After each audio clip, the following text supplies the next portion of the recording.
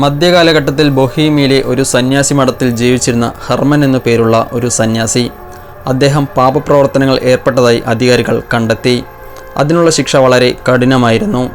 ജീവനോടെ മതിലിനകത്ത് വെച്ച് അടക്കം ചെയ്യുക. മതിലിനുള്ളിൽ അടയ്ക്കാൻ വേണ്ടി സന്യാസിക്കുമേൽ അവസാന കല്ലും വയ്ക്കാൻ മുൻപേ അധികാരികളോട് അദ്ദേഹം കരഞ്ഞപേക്ഷിച്ചു. അപേക്ഷകൾക്കൊടുവിൽ രക്ഷപ്പെടാൻ വേണ്ടി ഒരേയൊരു മാർഗം മാത്രം സന്യാസിക്ക് മുന്നിലേക്ക് വയ്ക്കപ്പെട്ടു. ഒറ്റ രാത്രി കൊണ്ട് ഒരു പുസ്തകം എഴുതുക. അതും മനുഷ്യർക്ക് അസാധ്യമായൊരു പുസ്തകമാണ് എഴുതേണ്ടിയിരുന്നത്. മനുഷ്യർ അന്നുവരെ സ്വായത്തമാക്കിയ എല്ലാ അറിവുകളും പുസ്തകത്തിൽ ഉണ്ടാവണം. സന്യാസി ഉൾപ്പെടുന്ന ആശ്രമത്തെയും മഹത്വപ്പെടുത്തിയാവണം പുസ്തകം എന്നതായിരുന്നു വ്യവസ്ഥ. ദൗത്യം ഏറ്റെടുത്തെങ്കിലും അത് അത്ര എളുപ്പമുള്ള കാര്യമല്ല എന്ന് അർദ്ധരാത്രി കഴിഞ്ഞപ്പോൾ മനസ്സിലാക്കിയ സന്യാസി സ്വയം പരാജയം സമ്മതിച്ചു. ആ ഒരു അവസരത്തിൽ സന്യാസി ചില പ്രത്യേക പ്രാർത്ഥനകളാൽ ഒരാളുടെ സഹായം തേടി. പ്രാർത്ഥനയെ തുടർന്ന് സന്യാസിയെ സഹായിക്കാൻ ആ ഒരാളെത്തി.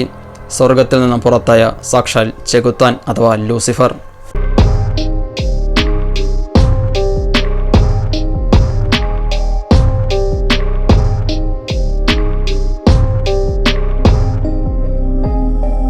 നിന്റെ ആത്മാവ് പകരം തന്നാൽ പുസ്തകം തയ്യാറാക്കാൻ ഞാൻ സഹായിക്കാമെന്ന് സാത്താൻ പറഞ്ഞു.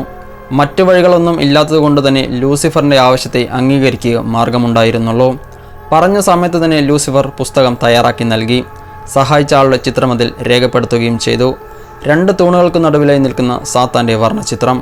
13-ാം നൂറ്റാണ്ടിൽ ബൊഹീമിയയിലെ ബെനഡിക്ട് മൊണാസ്ട്രിയുമായി ബന്ധപ്പെട്ട് സംഭവിച്ചതായി പറയപ്പെടുന്നൊരു കഥയാണിത്. ഇപ്പോഴത്തെ ചെക്ക് റിപ്പബ്ലിക്കിലാണ് ഈ സ്ഥലമെന്ന് കരുതപ്പെടുന്നു.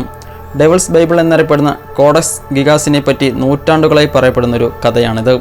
ലാറ്റിൻ വാക്കായ കോഡക്സ് ഗിഗാസിൻ്റെ അർത്ഥം വലിയ പുസ്തകം എന്നാണ്. ലാറ്റിൻ ഭാഷയിൽ എഴുതിയ ഈ പുസ്തകത്തിൽ ബൈബിൾ വചനങ്ങളും ഉൾപ്പെടുത്തിയിട്ടുണ്ട്. സാത്താൻ്റെ 50 സെൻറ്റിമീറ്റർ പൊക്കം വരുന്ന ചിത്രം മുഴുവൻ പേജുകളെ ആലേഖനം ചെയ്തിരിക്കുന്നതിനാൽ ഈ പുസ്തകത്തെ ലോകം ഡെവിൾസ് ബൈബിൾ എന്ന് വിളിച്ചു. സ്വീഡനിലെ സ്റ്റോക്ക്ഹോമിലുള്ള നാഷണൽ ലൈബ്രറിയിലാണ് പുസ്തകം ഇപ്പോൾ സൂക്ഷിച്ചിരിക്കുന്നത്. പുസ്തകത്തിൻ്റെ വലിപ്പം ആരെയും അമ്പരപ്പിക്കും. 2 ആളുകൾ പരിശ്രമിച്ചാൽ മാത്രമേ പുസ്തകമൊന്ന് മാറ്റിവെക്കാൻ കഴിയൂ. പുരാതനമായ പുസ്തകങ്ങൾ വെച്ച് ഏറ്റവും വലിയ കയ്യെഴുത്ത് പ്രതിയാണ് ഇതിൻ്റേത്. 150ഓളം കഴുതകളുടെ തോലുകൾ ഈ പുസ്തകത്തിൻ്റെ നിർമ്മാണത്തിനായി ഉപയോഗിച്ചിരിക്കുന്നു. ഇതിൻ്റെ ഭാരം ഏകദേശം 74 കിലോയും ഇതിൻ്റെ കനം 22 സെൻറ്റിമീറ്ററും നീളം 92 സെൻറ്റിമീറ്ററുമാണ്. മുഴുവനായും 310 പേജുകളിലായാണ് ഈ പുസ്തകം നിർമ്മിച്ചിട്ടുള്ളത്. പുറം ചട്ടകൾ മൃഗത്തോലുകൾ കൊണ്ട് വളരെ കഠിനമായാണ് നിർമ്മിച്ചിട്ടുള്ളത്. പുസ്തകം എഴുതാൻ ഉപയോഗിച്ച മഷി പ്രാണികളുടെ കൂടുകൾ ചതച്ച് എടുത്തതാണ്. ഡെവിൾസ് ബൈബിളിനെ ചുറ്റിപ്പറ്റി ദുരൂഹതകൾ നൂറ്റാണ്ടുകളായി നിലനിൽക്കുന്നുമുണ്ട്. ലാറ്റിൻ ഭാഷയിൽ എഴുതിയിട്ടുള്ള ബൈബിളിലെ പഴയ നിയമവും പുതിയ നിയമവും കോഡക്സ് ഗിഗാസിൽ ഉൾപ്പെടുത്തിയിരിക്കുന്നതായി കാണാം. 1-ാം നൂറ്റാണ്ടിൽ ജീവിച്ചിരുന്ന ഫ്ലേവേഴ്സിൻ്റെ കൃതികളും ഈ പുസ്തകത്തിൽ ഉണ്ട്. മാജിക്കൽ ഫോർമുല, മെഡിക്കൽ പ്രാക്ടീസസ്, പ്രായശ്ചിത്തം എന്നീ ടെസ്റ്റുകളും കലണ്ടറും ഇതിൽ ഉൾപ്പെടുത്തിയിരിക്കുന്നു. മനുഷ്യരുടെ എല്ലാ അറിവുകളും അടക്കം ചെയ്തിരിക്കുന്നു എന്ന് പറയുന്ന ഈ പുസ്തകത്തിൽ കൃത്യമായി ഉത്തരം നൽകാനാവാത്ത നിരവധി സംശയങ്ങളും ഉൾപ്പെടുന്നു. ഈ പുസ്തകത്തിൻ്റെ അവസാനത്തെ 10 പേജുകൾ കാണാനില്ല എന്നതും ഒരുപാട് ദുരൂഹതകൾക്ക് വഴിവെക്കുന്നു. ആ പേജുകളിൽ എന്താണ് ഉണ്ടായിരുന്നത് എന്നും ആ പേജുകൾ എന്തിനു വേണ്ടിയാണ് നീക്കം ചെയ്തത് എന്നും ആർക്കും അറിയില്ല. സാത്താനുള്ള പ്രാർത്ഥനകൾ ആവാം എന്നും പറയപ്പെടുന്നു. 290-ാം പേജിലുള്ള സാത്താൻ്റെ വർണ്ണചിത്രത്തിന് തൊട്ടടുത്തായി അടുത്ത പേജിൽ തന്നെ സിറ്റി ഓഫ് ഹെവനും വരച്ചു ചേർത്തിരിക്കുന്നു. നന്മയും തിന്മയും അടുത്തടുത്തായി വരച്ചിട്ടിരിക്കുന്നതും നിരവധി നിഗൂഢതകൾക്ക് വഴിവെക്കുന്നു. പുസ്തകത്തിലെ അക്ഷരങ്ങൾ ആകർഷണമായ രീതിയിലാണ് എഴുതിയിരിക്കുന്നത്.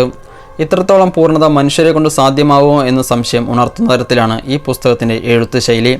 കൂടാതെ അതിമനോഹരമായ ചിത്രങ്ങളും ഇതിൽ ഉൾപ്പെടുന്നു. എഴുത്തിൽ ഒരിടത്ത് പോലും ഒരു വ്യത്യാസം പോലും കണ്ടുപിടിക്കാനായില്ല. ഇവിടെയാണ് നിരവധി സംശയങ്ങൾ ഉയർന്നു വരാൻ കാരണം. ഒരാളുടെ മാത്രം സൃഷ്ടിയാണ് ഡെവിൾസ് ബൈബിൾ എന്നാണ് വിശ്വസിക്കപ്പെടുന്നത്. പാലിയോഗ്രാഫറായ മൈക്കൽ ഗള്ളിങ് ഈ പുസ്തകം പരിശോധിച്ചു. ഇതൊരാൾ തന്നെ എഴുതിയതാണ് എന്നാണ് ഗള്ളിങ് അഭിപ്രായപ്പെട്ടത്. പക്ഷേ ഇത് വിശ്വസിക്കാൻ വളരെയധികം ബുദ്ധിമുട്ടുള്ള കാരണവും ആണ്. നീണ്ട വർഷങ്ങളുടെ കഠിന പ്രയത്നത്തിലൂടെ മാത്രമേ ഇത്ര വലിയൊരു പുസ്തകം ഒരാളെ കൊണ്ട് രചിക്കാനാവൂ. ഈ പുസ്തകത്തിലാവട്ടെ രേഖാചിത്രങ്ങളും ഉൾപ്പെട്ടിരിക്കുന്നു. അങ്ങനെ നോക്കുമ്പോൾ ചുരുങ്ങിയത് 30 വർഷമെങ്കിലും വേണ്ടിവരും ഡെവിൾസ് ബൈബിൾ എന്ന പുസ്തകം തയ്യാറാക്കാൻ എന്നാണ് വിദഗ്ധർ പറയുന്നത്. ഇത്തരത്തിൽ സംഭവിച്ചാലും രാത്രിയോ പകലോ ഇല്ലാതെ കാലങ്ങളായി ഒരാൾ ഒരു പുസ്തകം എഴുതുമ്പോൾ ഇത്രത്തോളം സാമ്യത എങ്ങനെയാണ് സാധ്യമാകുന്നത്? ഒരാളുടെ പ്രായം, കാലം, മാനസികാവസ്ഥ തുടങ്ങിയവ ഒരാളുടെ കൈയക്ഷരത്തിൽ വ്യത്യാസങ്ങൾ വരുത്തുന്ന കാര്യങ്ങളാണ്. അങ്ങനെയെങ്കിൽ ഇത്ര നീണ്ട കാലയളവിൽ ചെറിയൊരു വ്യത്യാസം പോലും വരാതെ ഒരേ കൈയക്ഷരത്തിൽ എഴുതുക എന്നത് മനുഷ്യനെ സംബന്ധിച്ചിടത്തോളം അസാധ്യമാണെന്ന് മാൻ ഓഫ് സ്ക്രിപ്റ്റ് വിദഗ്ധർ പറയുന്നു. മനുഷ്യ ശരീരത്തിൻ്റെ പരിമിതിക്ക് അപ്പുറത്ത് നിൽക്കാൻ കഴിയുന്ന എന്തെങ്കിലും ഒരു ശക്തി ആർജിച്ചിട്ടുള്ള ഒരാൾക്ക് മാത്രമേ ഇത്തരമൊരു രചന നടത്താൻ കഴിയൂ. ഒറ്റ രാത്രി കൊണ്ടാണ് ഡെവിൾസ് ബൈബിൾ എഴുതിത്തീർന്നത് എന്ന് പറയാനുള്ള കാരണം എഴുത്തിലെ ഈ സാമ്യത കൊണ്ടാണ്. ഹെർബാരിസ് ഇൻക്ലൂസസ് എന്ന കയ്യൊപ്പും ഈ പുസ്തകത്തിൽ പതിപ്പിച്ചിട്ടുണ്ട്. ഒരുപക്ഷെ ഹെർബാരിസ് എന്ന ആളാവും ഈ പുസ്തകത്തിൻ്റെ എഴുത്തുകാരൻ. ഇൻക്ലൂസസ് എന്ന കഠിനമായ ശിക്ഷ എന്നാണ് അർത്ഥം. ശാപവും ദുരൂഹതയും ഈ പുസ്തകത്തെ പിന്തുടരുന്നതായി പറയപ്പെടുന്നു. സാത്താൻ്റെ ബൈബിളിരിക്കുന്ന ഇടങ്ങളെയും ശാപങ്ങൾ പിന്തുടരുന്നു എന്ന് പറയുന്നു. 1477 അതായത് ഈ പുസ്തകം എഴുതിയിട്ട് 200 വർഷങ്ങൾക്ക് ശേഷം ഡെവിൾസ് ബൈബിൾ സൂക്ഷിച്ചിരുന്ന ബൊഹീമിലെ മൊണാസ്ട്രിക്ക് വലിയൊരു സാമ്പത്തിക പ്രതിസന്ധി നേരിട്ടു. ചിലവുകൾ നടത്താനായി പണം തികയാതെ വന്നതോടെ ഈ പുസ്തകത്തെ വിൽക്കാൻ അവർ തീരുമാനിച്ചു. ബ്രൊണോവിലെ ബെനഡിക്ട് മൊണാസ്ട്രിക്ക് കൈമാറിയപ്പോഴാണ് അസൈറ്റ് കലാപം നടന്നത്. പുസ്തകം ആദ്യമുണ്ടായിരുന്ന മൊണാസ്ട്രി ഈ കലാപത്തിൽ പൂർണ്ണമായും നശിപ്പിക്കപ്പെട്ടു. പുസ്തകം പിന്നീട് 1953 വരെ ബ്രൊണോവിൽ തന്നെ സൂക്ഷിച്ചു. പിന്നീട് പ്രാഗിലെ റോമൻ ചക്രവർത്തിയായ റുഡോൾഫ് രണ്ടാമൻ ഈ പുസ്തകത്തെ മൊണാസ്ട്രിയിൽ നിന്നും കടം വാങ്ങിക്കുന്നു.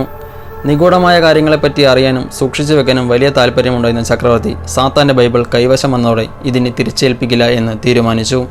എന്നാൽ ഈ പുസ്തകം കൈവശം വന്നതോടെ റുഡോൾഫിന് ചീത്തകാലം ആരംഭിച്ചു തുടങ്ങി. ചക്രവർത്തിക്ക് കടുത്ത മാനസിക അസ്വസ്ഥ്യം പ്രകടമാവാൻ തുടങ്ങി. നിഗൂഢമായ കാര്യങ്ങളോട് ചക്രവർത്തിക്കുണ്ടായ ഭ്രമം ഈ പുസ്തകം കൈവശം വന്നതോടെ അധികരിച്ചതായി പറയപ്പെടുന്നു. അതാണ് അദ്ദേഹത്തിൻ്റെ മാനസിക വിഭ്രാന്തി കാരണമെന്നും കണക്കാക്കപ്പെടുന്നു.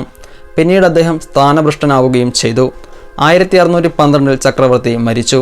ഈ പുസ്തകം അപ്പോഴും രാജാവിൻ്റെ ശേഖരത്തിൽ സൂക്ഷിക്കപ്പെട്ടു. 6 വർഷങ്ങൾക്ക് ശേഷം 30 Years വാർ ആരംഭിച്ചു. യുദ്ധത്തിൻ്റെ ഒടുവിൽ സ്വീഡിഷ് പട്ടാളം റുഡോൾഫിൻ്റെ മുഴുവൻ പുസ്തകങ്ങളും ആർട്ട് വർക്കുകളും പിടിച്ചെടുത്തു. പ്രത്യേകതകൾ കൂടുതലുള്ള ഈ പുസ്തകം അവർ സ്വീഡനിലേക്ക് കൊണ്ടുപോയി.